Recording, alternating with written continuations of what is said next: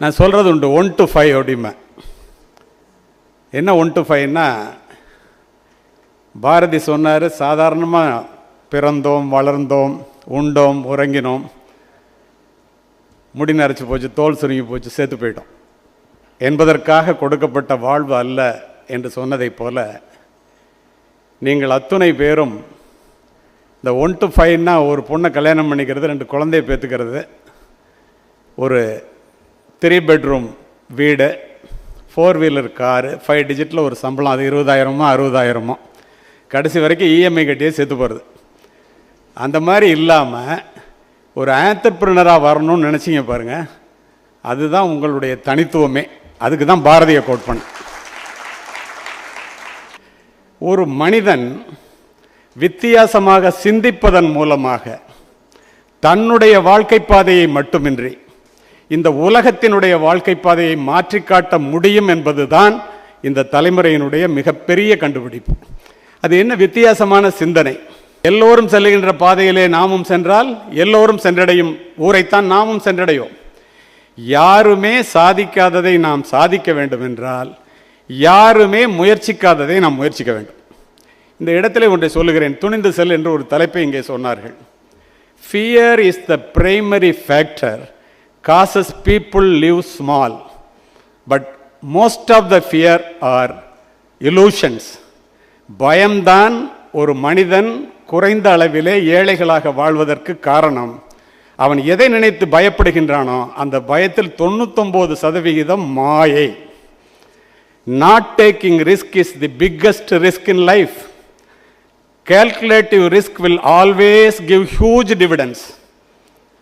ரிஸ்கே எடுக்க மாட்டேன் அப்படின்னு சொல்றது போல ரிஸ்க் வேற எதுவுமே இல்லை. My dear friends, please come out from the comfort zone. Don't join the cautious crowd that plays not to lose, play to வின்பா. பாதுகாப்பான சூழ்நிலையில் இருக்கணுங்கிற கூட்டத்தோடு சேர்ந்துடாத, ரிஸ்க் எடுக்கணுங்கிற கூட்டத்தோடு சேருங்க. அது கால்குலேட்டிவ் ரிஸ்காக இருக்கட்டும். செக்கு மாடு கூட செருக்கோடு நடக்கிறதா, எதிர்த்தார் போல் வண்டி வாகனத்திற்கு வழியே இல்லை, விபத்திற்கு வழியே இல்லை என்று நாம் நினைத்தால் புறப்பட்ட இடத்திலேயே புதைக்கப்பட்டு விடுவோம். It is very safe for the ship to be in the shore, but the ship is not meant for that purpose. கப்பல் கரையில் இருப்பது கப்பலுக்கு வேண்டுமானால் பாதுகாப்பானதாக இருக்கலாம். கப்பல் செய்யப்பட்டதனுடைய நோக்கம் அது அல்ல. கப்பல் என்றால் கடலிலே செல்ல வேண்டும், புயலினை எதிர்கொள்ள வேண்டும், சென்றடைய வேண்டிய இலக்கினை சென்றடைய வேண்டும். இந்த இடத்துல நிறைய என்டர்பிரினர்ஸ் இருக்கீங்க. ஒரு நல்ல உதாரணத்தை சொல்ல வேண்டும் என்று நினைப்பேன். If you want to become rich you should read மோர்பாங்க. நான் அதிகமாக வாசிப்பவன். மிகப்பெரிய சாம்ராஜ்யமாக வளர்ந்த நோக்கியா சாம்ராஜ்யம் சரிந்தது. இந்த நோக்கியாவினுடைய சிஇஓ ஸ்டீஃபன் எலோப் உங்களுக்கு மிகவும் உபயோகமான கருத்து. 5.2 billion euros, it is equal to $7.2 billion. அமெரிக்காவில் நியூயார்க்கில் மைக்ரோசாஃப்ட் நிறுவனம் அதை வாங்குகிறான். மைக்ரோசாஃப்ட் நிறுவனத்தினுடைய சிஇஓ சத்யா நாதல்லா 2014 அவர் சிஇஓ ஆனார். லீடர்ஷிப்பை 2013 எடுத்துட்டார். இந்தியாவிலிருந்து சென்ற மாமனிதன். கையெழுத்து போடும்போது அந்த நோக்கியா சிஇஓ ஸ்டீஃபன் குலுங்கி அழுகுறோம். எல்லாருக்கும் ஒரே ஸ்டன் ஆகிட்டாங்க. என்னையா பேசி விலை பேசி தானே கொடுக்குறோம், என்ன ஏன் அழுகுற அப்படின்னு. அவன் சொன்னான், இந்த காலகட்டத்திலே உங்களுடைய பிஸ்னஸ் எப்படி இருக்க வேண்டும் என்பதற்காக to reach a particular place is difficult, to maintain the same is very very difficult. ஒரு இடத்தை அடைவது மிகவும் சிரமமானது, அதை தக்க வைத்துக் கொள்வது அதை விட சிரமமானது. அதற்காக ஒரு ஆண்டர்பிரினர் கூட்டத்தில் இந்த பதிவை செய்கிறேன் நான். ஏன் அழுகுறேன்னு அவன் சொன்னான், we have not committed any mistake, we have not committed any thing wrong, but somehow we லாஸ்ட்னு. நாங்கள் எந்த தப்புமே செய்யலையா, எப்பொழுதும் செய்கிறதே செஞ்சுட்டு இருந்தோம், எந்த தவறும் செய்யலை, ஆனால் தோத்துட்டோம் அப்படின்னா. உடனே சத்யாநாதில் சொன்னான், முதுகில் தட்டி கொடுத்து, இதெல்லாம் தெரிஞ்சுக்கணும் நீங்கள், நீ இப்போ சொன்ன பாரு அதாண்டா தப்புன்னா. என்னன்னா, உன்னுடைய சக போட்டியாளர்கள் இந்த டிஜிட்டல் உலகத்திலே தங்களை டிஜிட்டல் மயமாக்கி கொண்டு எவ்வளவு வேகமாக வளர்கிறார்கள் என்பதை நீ கணிக்க தவறிவிட்டாய். செய்ததையே செஞ்சுக்கிட்டு இருந்த, தப்பே செய்யலை, ஆனால் போட்டியாளர்கள் எவ்வளவு வேகமாக முன்னேறாங்கிறத நீ பார்க்க தவறிய காரணத்தினால், அதை கணிக்க தவறிய காரணத்தினால் மிகப்பெரிய இடத்தை அடைய வேண்டிய நீ அந்த இடத்தை இழந்தது மட்டுமல்ல, இருந்த இடத்தையும் இழந்து நிற்கின்றீர்கள் இதுதான்டா காரணம்னா. நீங்கள் நினச்சி பாருங்கள், இந்த digital if you are preparing for today you are jobless டுமாரோம்மா. இன்றைக்கு நீங்கள் ப்ரிப்பேர் பண்ணுறது இன்னைக்காக இல்லாமல், நீங்கள் பாருங்களேன், ஆர்டிஃபிஷியல் இன்டெலிஜென்ஸ் வந்து உலகத்தை நாங்கள் தான் ஆட்சி செய்வோம் என்று தலை நிமிர்ந்து சொல்லிக் கொண்டிருந்த அமெரிக்காவிற்கு முன்னால் டீப்சீக்கு வந்து ஒரே நாளில் பல கோடி பில்லியனை காலி பண்ணிட்டான். 1000 ரூபாய்க்கு ஒரு பொருளை தயாரித்து ஒரு 500 விஷயங்கள் அதில் செய்யலாம் அப்படின்னு ஆர்டிஃபிஷியல் இன்டெலிஜென்ஸ் செஞ்சுக்கிட்டு இருக்குன்னு வச்சுக்கலாம். ஒரு உதாரணத்துக்கு 100 ரூபாய்க்கு ஒரு பொருளை செஞ்சாந்து 1000 விஷயத்தை செய்யலாண்டான்னு வெளியில் விட்டுட்டான். அப்போ எவ்வளவு வேகமாக இனிமேல் டிஜிட்டல் உலகம் இல்லை என்றால், அதை நீங்கள் கற்றுக்கொள்ளவில்லை என்றால் எந்த பிஸ்னஸும் நீங்கள் நினைச்ச அளவுக்கு பெரிய அளவில் போக முடியாதுங்கிறது நிதர்சனமான உண்மை. இதை இளைய தலைமுறையினர் தெரிந்து கொள்ள வேண்டும். ஏற்கனவே பிஸ்னஸில் இருக்கிறவங்களுக்கும் இதை சொல்கிறேன், தடைகள் வரும். அமெரிக்காவில் செல்லுடாங்கிற ஒரு இடம் இருக்குது, மத்திய கரீபியன் பகுதியில் இருக்குது. எப்போ பார்த்தாலும் புயல் வெள்ளம் வரும், நூற்றுக்கணக்கான ஏக்கர் சேதமாயிடும், நூற்றுக்கணக்கான மனிதர்கள் இறந்து போவாங்க. காரணத்தோடு இந்த பதிவு. ஜப்பானிலிருந்து கட்டுமான வல்லுநர்களை அழைத்து வந்து இந்த பாலம் உடையவே கூடாது, இந்த அழிவை தடுத்துடணும் அப்படின்னு சொல்லி ஒரு பெரிய 2014ஆம் ஆண்டு இந்த பாலத்தை கட்டுறாங்க. செலுடா பிரிட்ஜுன்னே பேர் இதுக்கு. கட்டி முடிச்ச உடனே 3 மாதத்தில் கட்டி முடிச்ச அந்த கட்டுமானத்திற்காக ஜப்பான்லேருந்து வந்த என்ஜினியர்ஸ் அந்த ஊரை விட்டு போகக்கூட இல்லை. அதுக்குள்ளே ஒரு பெரிய ஹரிக்கேன், புயல் வெள்ளம். ஸோ 3 நாள் அடித்து ஓஞ்சிருச்சு. கட்டின பாலம் எப்படி இருக்குன்னு பார்க்கணும் அப்படிங்கிறதுக்காக ஜப்பானிய வல்லுநர்கள், கோடிக்கணக்கான டாலர் போட்டு கட்டின அமெரிக்க வல்லுநர்கள் எல்லாம் ஹெலிகாப்டர் எடுத்துகிட்டு போகிறாங்க. போய் பார்த்தா பாலம், எல்லா பாலமும் உடஞ்சிருச்சு. இந்த பாலம் ஒரு துளி கூட சேதமடையவில்லை, அப்படியே இருக்கு. ஒரே சந்தோஷம் அவங்களுக்கு. அந்த சந்தோஷம் 2 நிமிஷம் கூட நீடிக்கலை. இறங்கி ஹெலிகாப்டரில் போய் பார்த்தா ஒரு 500 மீட்டருக்கு முன்னால் அந்த நதி கரையினுடைய ஒரு பக்கத்தை உடைத்து கொண்டு அதனுடைய அழிவு வேலையை அப்படியே செய்து கொண்டு அதனுடைய போக்கிலே போய்கொண்டிருந்தது. நண்பர்களே, இந்த பாலத்தை பற்றி அது கவலைப்படவே இல்லை. உங்களுடைய பிஸ்னஸில் என்ன வேண்டுமானாலும் தடைகள் வரலாம், லட்சியத்தை மாற்றிக்கொள்ளாமல் உங்களுடைய வழியை மாற்றிக்கொண்டு நீங்கள் செல்வீர்களே ஆனால் உங்களை விஞ்ச யாரும் இல்லை. இதை நான் சொல்லலை, இது அந்த என்ஜினியர்கிட்ட, நீ என்னடா நீ கட்டின பாலத்தினால பிரயோஜனம் இல்லைன்னு அவன் சொன்னான். என் பாலத்தினால பிரயோஜனம் இல்லைன்னு யார் சொன்னான்? நதி மாற்றிக்கிடுச்சு. இனிமேற்கொண்டு அதிலிருந்து 1000 மீட்டர் தள்ளி 2 பக்கம் கரையையும் உயர்த்தணுங்கிறத நான் அங்கே கற்றுக்கிட்டேன்டா. யார்? அமெரிக்காக்காரன் காசில் ஜப்பான்காரன் நான் கற்றுக்கிட்டேன்டான்ட்டு போயிட்டான்.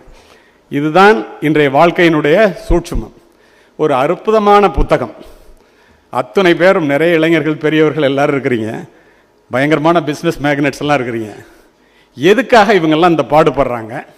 ஏன் நம்ம அந்த உலகத்தில் வாழும்போதே நம்மகிட்ட இருக்கிற அறிவு, நம்மகிட்ட இருக்கிற திறமை, இப்போ எங்களை போன்றவர்களை அழைத்து இதெல்லாம் பேச சொல்கிறாங்களே, இதெல்லாம் ஏன் செய்யணும்?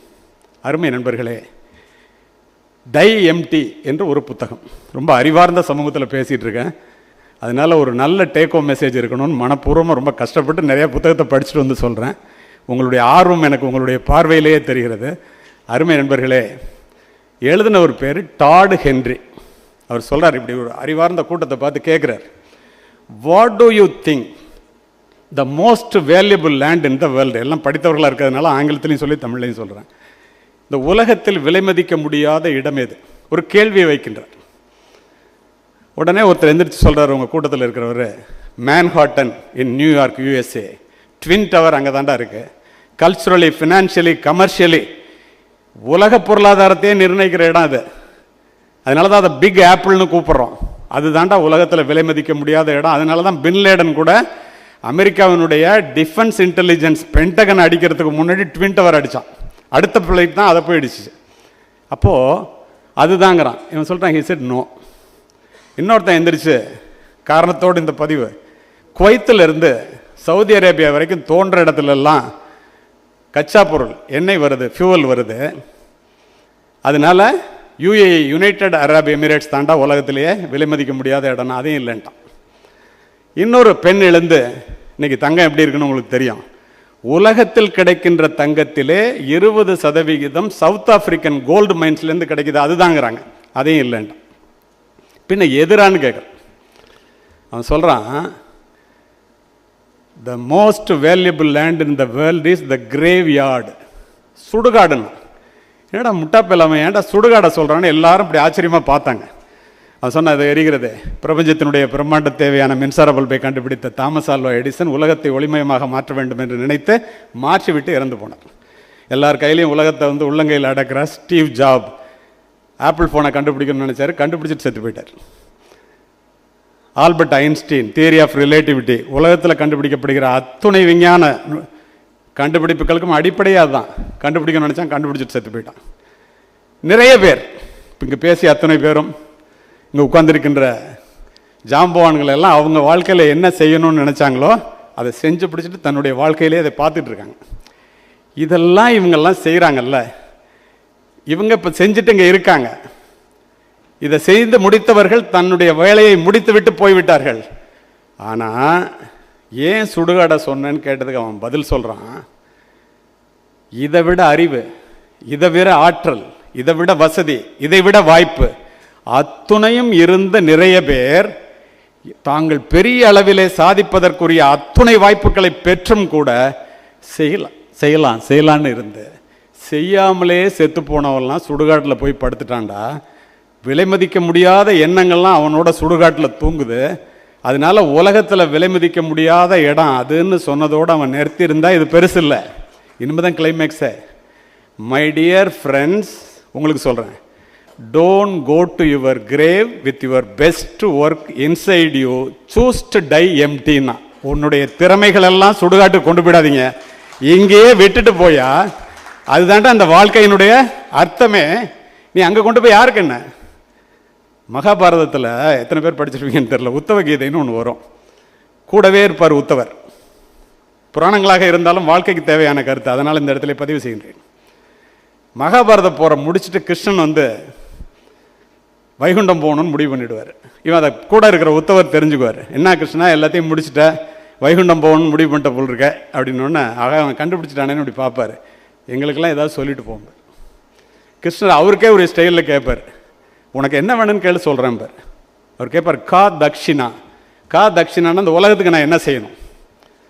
உடனே அவர் பதில் சொல்லுவார், ஞானோபதேசிகா, உன்னுடைய ஞானத்தை, உன்னுடைய அறிவை, உன்னுடைய அனுபவத்தை இந்த உலகத்திற்கு கொடுத்து விட்டு போ, எடுத்துக்கொண்டு போய்விடாத. அவரும் டைஎம்டி சொல்றார். இப்போ மிகப்பெரிய அறிவாளி ஜார்ஜ் பெர்னாட்ஸா, அவர்கிட்ட போய் கேட்குறாங்க. அவர் சொல்கிறாரு, ஏன் இந்த பாடுபடுற, இவ்வளோ கஷ்டப்பட்டு இருக்க, இப்படி உழைக்கிற? இப்போ இங்கே சொன்னாங்க இல்லையா, ரிட்டையர்ட் ஆனதுக்கப்புறம் 15-20 வருஷமாக ஒரு மாதத்துக்கு 20 கூட்டங்கள் பேசிட்டு உலகம் பூரா போகிறாருன்னு, ஏன் செய்கிறேன்னு சொல்கிறேன்.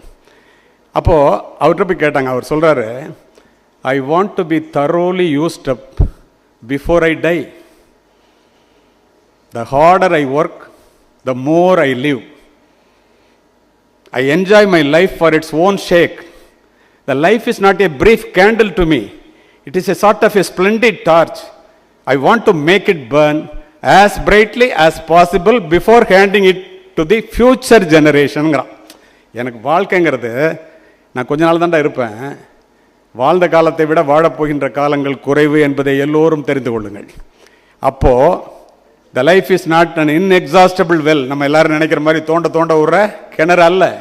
Death ought to be right before the eyes of the young people as it is right before the eyes of the old பீப்புள்மா. வயதானவர்களுக்கு முன்னால் கொஞ்ச நாள் நம்ம இறந்துருவோம், நல்லதை செஞ்சுட்டு போவோம், முக்கியமானதை செஞ்சுட்டு போவோம் இருக்கு இல்லையா, அதை மாதிரி இளைஞர்களுக்கு முன்னால் இருக்கணுமா. நம்ம ஒவ்வொரு அடி ஒவ்வொரு நிமிடமும் நம்முடைய வாழ்வினுடைய இறுதி கட்டத்தை நோக்கி பயணித்துக் கொண்டிருக்கிறோம் என்ற உண்மையை விளங்கிக் கொள்ள வேண்டியது ஒன்றும் அவசகுணம்லாம் இல்லை. இதான் உண்மை. இதை யாரெல்லாம் புரிந்து கொள்கிறார்களோ அவர்கள் வாழ்க்கையில நேரத்தை வீணாக்க மாட்டார்கள் என்பதற்காக இந்த பதிவு. அப்போ இந்த மாதிரி பெர்னாட்ஸா சொல்றாருன்னா, நான் இருக்கும்போது எவ்வளவுக்கு அளவு கடுமையாக உழைக்கிறனோ, எவ்வளவுக்கு அளவு சிந்திக்கிறனோ, அவ்வளவுக்கு அளவு என்னால் நான் மற்றவர்களால் நினைவு கூறப்படுவேன். அதற்காக என்னிடம் இருப்பதை எல்லாம் எல்லோருக்கும் கொடுக்க வேண்டும் என்று நினைக்கின்றேன். அவரும் டைஎம்டியை சொல்றார்.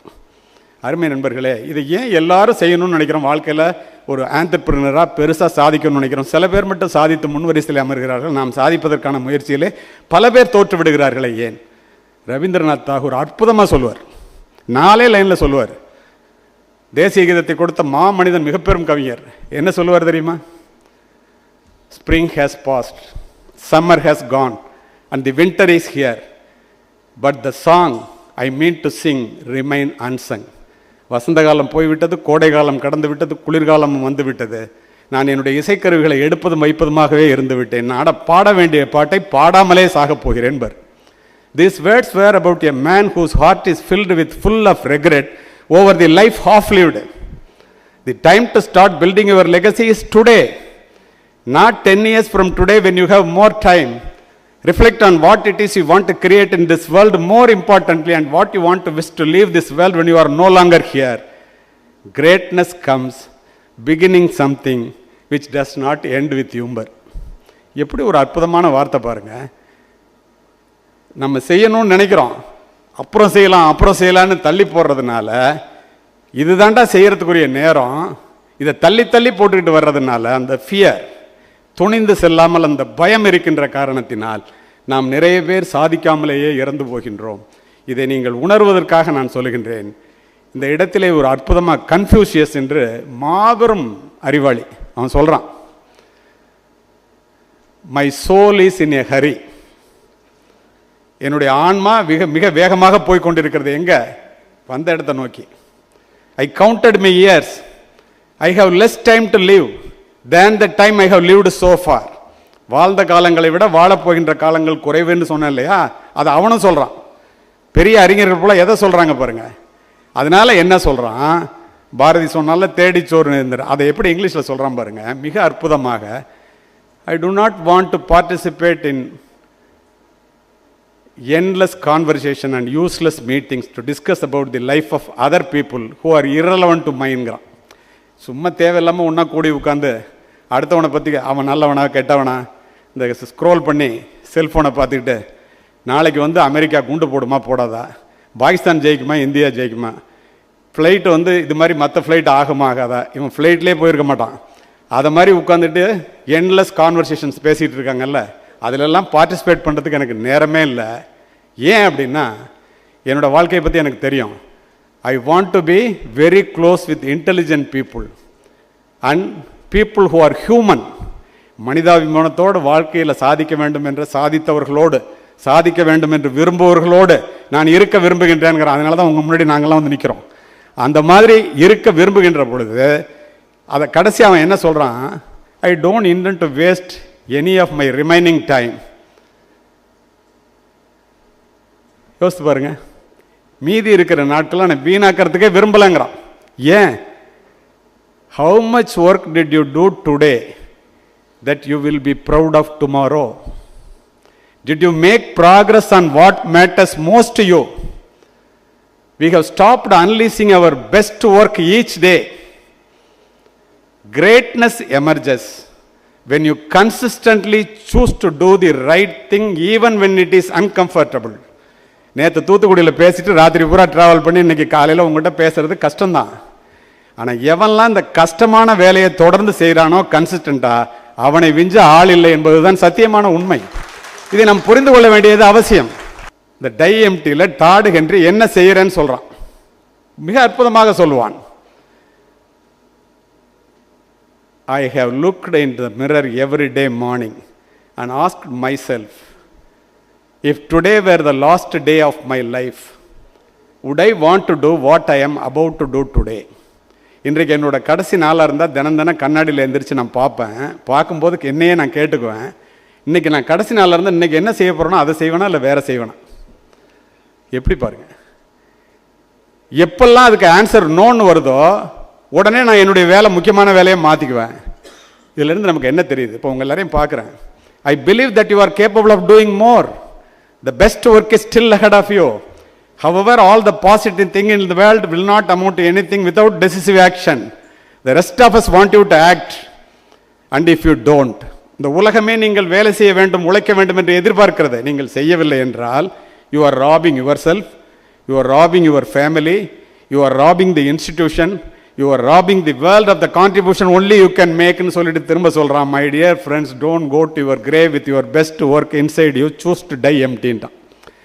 அத்துணையும் நான் செய்வதற்கு காரணமே, நான் போவதற்குள்ளாக என்னுடைய திறமை, என்னுடைய அனுபவம், என்னுடைய அறிவு அத்துணையும் இந்த உலகத்திற்கு கொடுத்து செல்ல வேண்டும்.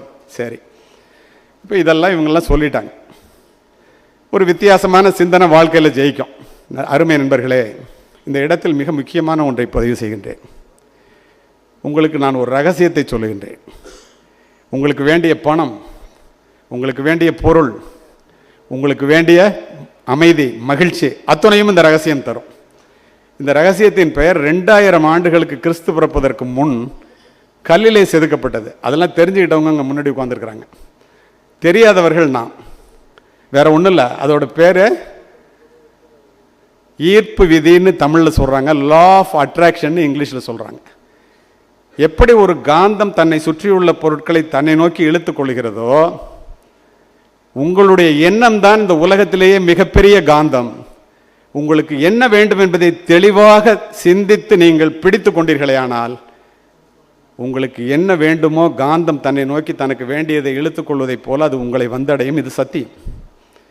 உலகத்தில் உள்ள பணத்திலே 100% பணம் என்று வைத்துக் கொள்ளுங்கள். 96% பணம் 1% மனிதர்களிடம் மட்டுமே இருக்கிறது என்றால் நீங்கள் நம்புவீர்களா? காரணம், அவர்கள் அதை தவிர வேற எதை பற்றியும் சிந்திப்பதில்லை.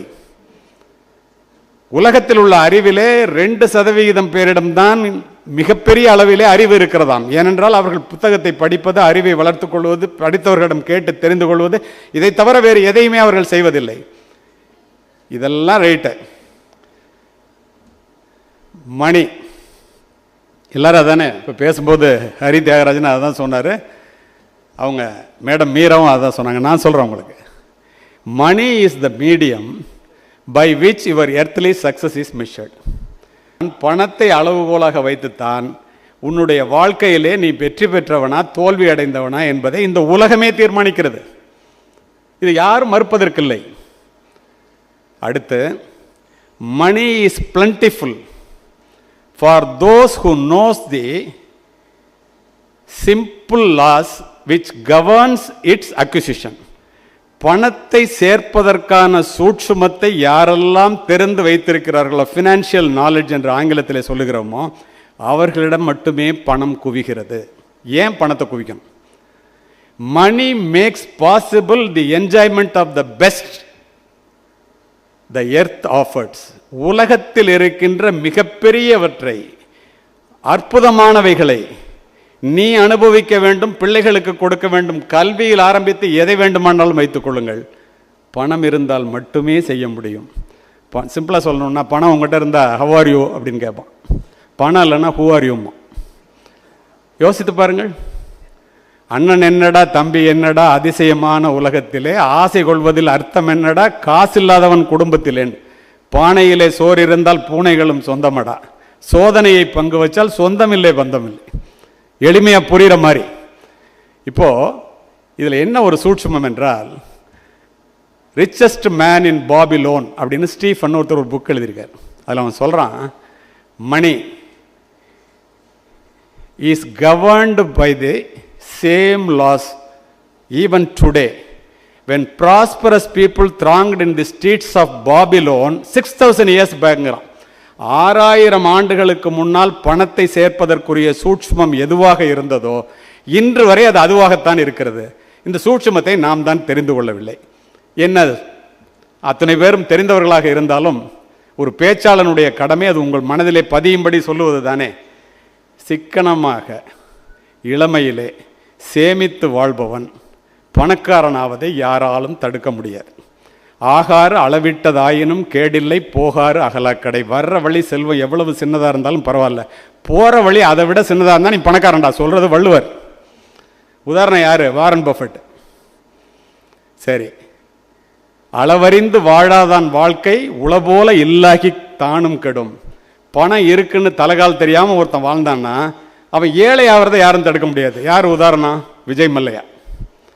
ஆன முதலில் அதிகம் செலவானால் மானம் அழிந்து மதிகெட்டு போன திசை, எல்லாருக்கும் கல்லனாய் ஏழ்பிறப்பும் தீயனாய் நல்லாருக்கும் பொல்லனாம் நாடுன்ட்டான். யோசித்து பாருங்க, உண்மையா இல்லையான்ட்டு. இதுக்கெல்லாம் பொருள் சொல்ல வேண்டிய அவசியம் இல்லை. அருமை நண்பர்களே, சரி, இந்த மாதிரி வள்ளுவர் சொல்கிறாரு, பணத்தை சேர்க்கறது அவசியம். எப்படி சொல்கிறாருன்னு பாருங்க. அருள் இல்லாருக்கு அவ்வுலகம் இல்லை. எல்லாரும் பிஸ்னஸ் பீப்புள் தானே, எல்லாரும் ஆண்டர்பிரினர் தானே, பணம் சம்பாதிக்கணும்னு தானே வேலை பார்க்கணும்னு நினைக்கிறோம். அடிப்படையாக தானே கேஷ் ஃப்ளோன்னு சொல்லிட்டாங்கல்ல எல்லாரும். அருள் இல்லாருக்கு அவ்வுலகம் இல்லை, பொருள் இல்லாருக்கு இவ்வுலகம் இல்லை, இல்லாகி ஆங்கு. உங்களுக்கு தெரியும்.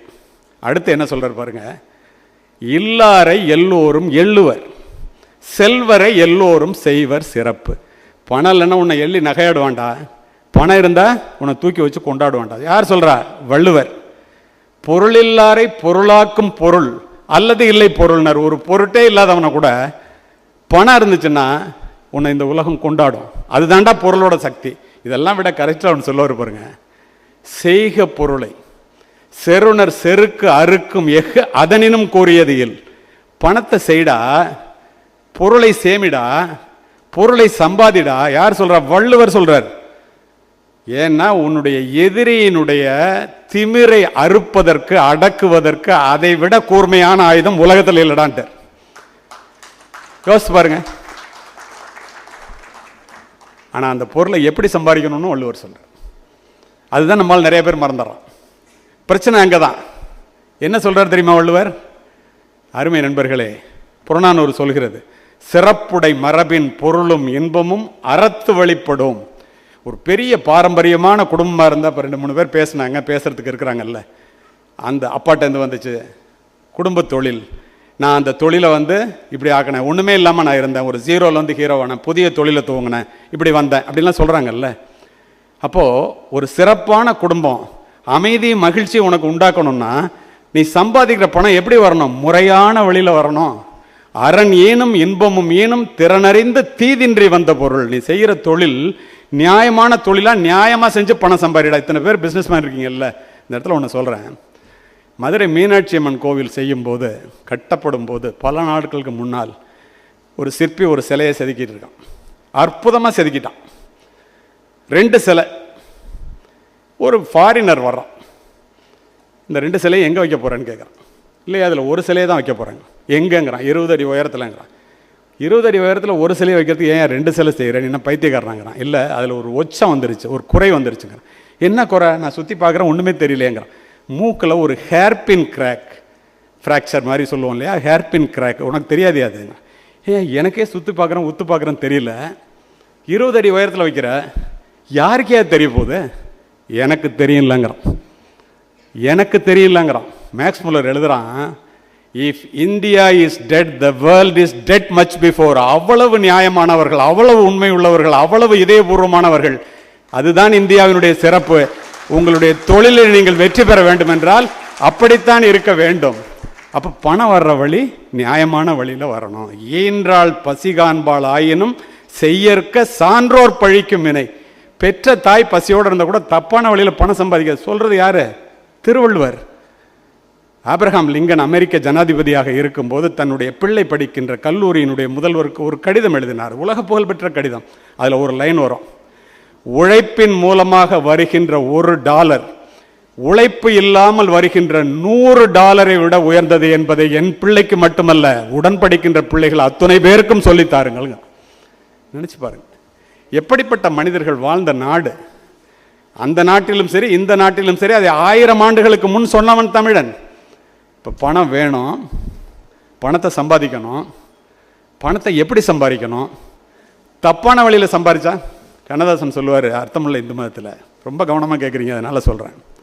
₹6 சம்பளத்துக்கு வேலை பார்த்தேன் மளிகை கடையில். ₹100 சம்பளம் இருந்தால் பெரிய ஆள். நம்ம மெட்ராஸுக்கு போகலான்னு கையில் பெட்டியோடு கண்ணகி சிலை கீழே படுத்திருந்தேன். ஒரு பாட்டு எழுதின கோடம்பாக்கத்தில் ₹1000 கொடுத்தான். இந்த மனசு சொன்னிச்சு, லட்சாதிபதியாகி தான் காரைக்குடி போகணும். ஒரு பாட்டுக்கு ₹1,00,000 கொடுத்தான். இந்த மனசு, அதே மனசு சொன்னிச்சு, கோடீஸ்வரனாகி தான் காரைக்குடி போகணுன்னு. கோடிகள் குவிந்த பின்னும் இந்த ஏழை மனம் அமைதி அடைகிறதா என்றால் இல்லை, நோட்டடிக்கிற உரிமையையே கேட்கிறது. கீழே சொல்லுவான், பணம் சம்பாதிக்கிறது தப்பு இல்லை, உழைச்ச சம்பாரி. ஆனால் செல்வம் என்பது சிந்தையின் நிறைவே. பணம் போதுன்னு நினச்சா போதும். அதே தப்பான வழியில் வர்ற பணம் இருக்க, ராபின் சர்மா மிக அழகாக சொல்லுவான், இந்தியா, இப்போ நீங்கள்லாம் தொழில் முனைவோர்கள், உழைச்சி சம்பாதிக்கிறீங்க. நான் சொன்ன கேட்டகரியில் 2 இருக்குது, நல்லா கவனிச்சுங்க. இந்த பணம் அதிகமாக சம்பாதிக்கிறவன் அயோக்கியம் அப்படின்னு நம்ம பொது புத்தியில் நம்ம மக்கள் சொல்லி சொல்லி நமக்கு பதிய வச்சுட்டாங்க. அது தவறு. ஏன் அப்படின்னா, அரசியல்வாதிகளோ அல்லது மற்றவர்களோ, அரசியல்வாதிகள் சிலரோ தவறான வழியிலே, மிக மோசமான வழியிலே பணம் சம்பாதிப்பதை பார்த்து பணம் நிறையா வச்சுருந்தா அவன் அயோக்கியன்னு தமிழ்நாட்டில் இந்தியாவில் நினைக்க ஆரம்பிச்சிட்டான். ஆனால் வெளிநாட்டில் அப்படி இல்லை. இங்கே உள்ள பிஸ்னஸ் மேனை மாதிரி, என்டர்பிரினர்ஸை மாதிரி உழைச்சி சம்பாதிக்கிறவனுக்கு உள்ள மரியாதையும் அவனுடைய உழைப்பினால் உயர்கின்ற உயரத்தையும் பார்த்தால் வியந்து போவீர்கள். அப்போது பணம், இந்த சம்பாதிக்கிற பணம் இருக்குல்ல, இந்த பணத்தை நம்ம சம்பாரித்து அதை நியாயமான வழியில் சம்பாதிச்சு அமைதியாக மகிழ்ச்சியாக வாழ்கிறது தாண்டா வாழ்க்கை. ராபின் சர்மா சொல்கிறான், இந்தியா அமைதியையும் மகிழ்ச்சியையும் இழந்த கோடீஸ்வரர்களால் நிரம்பி கொண்டிருக்கிறது. பார்க்குறீங்களா இல்லையா? கொஞ்சம் கொஞ்சமாக பேஷண்ட்டாக இருந்து எத்தனை ஆண்டுகள்னு கேளுங்க விட்டால் 40 வருஷம் சொல்லுவார், 50 வருஷம் சொல்லுவார்.